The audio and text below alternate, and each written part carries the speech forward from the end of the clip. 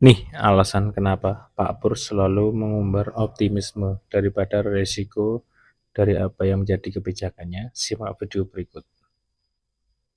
Pertanyaannya apa? Saya komentarnya itu, kenapa pengungkapan risiko jarang diberikan oleh Kementerian Resikonya apa? Keuangan? Jadi resiko dari itu tadi kan banyak. Salah satunya utang loh Pak.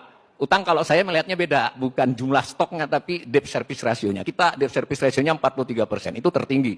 Interest payment kita 19,5%, itu di atas best practices internasional. Oke. Itu contoh aja, bukan berarti benar atau salah. Oke, jadi sering diungkap hanya yang bagusnya, tapi resiko apa yang paling buruk bisa terjadi? Jadi membangun trust ya, itu penting. Kalau Anda pernah baca buku Macroeconomic of Self-Fulfilling Prophecy, memang ada seperti itu.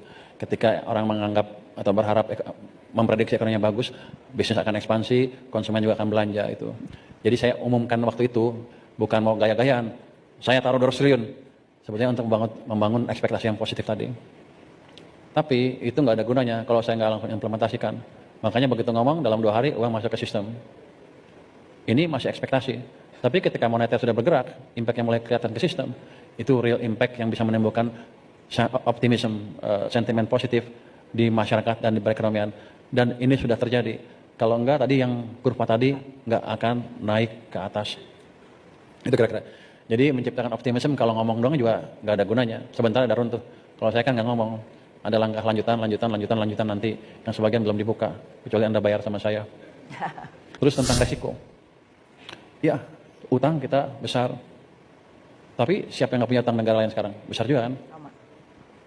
Kita akan coba terus melihat, mengacu pada target apa, acuan-acuan yang ketat dari ilmu fiskal yang ada di dunia. Dan sekarang kita termasuk yang paling disiplin, paling prudent. Dari situ pasti ada resiko yang lain. Tapi kan gini, kalau saya berhenti utang, terus ekonominya turun terus karena nggak bisa ngebangun dan berantakan, dan ekonominya marat-marit kayak 998, murah mana? Ya. Saya terbitkan utang dalam jumlah yang terukur dan ciptakan pertumbuhan ekonomi sambil menghidupkan sektor swasta saya. Bukan saya, sektor swasta kita bersama. Katanya, lu kalau bilang saya terus, emang punya lu? Itu supaya orang melihat bahwa saya itu nganggap sebagai punya saya. Kalau saya itu saya rugi. Jadi saya berkepentingan untuk tumbuh semua. Murah mana? Kita 998 lagi atau maintain utang di level yang controllable tapi ekonominya tumbuh. Jadi itu masalah pilihan. Ini kan kita udah bukan hidup di surga lagi. Kalau kata saya baca satu di buku, masalah kita sekarang ada constraint-nya, semua supply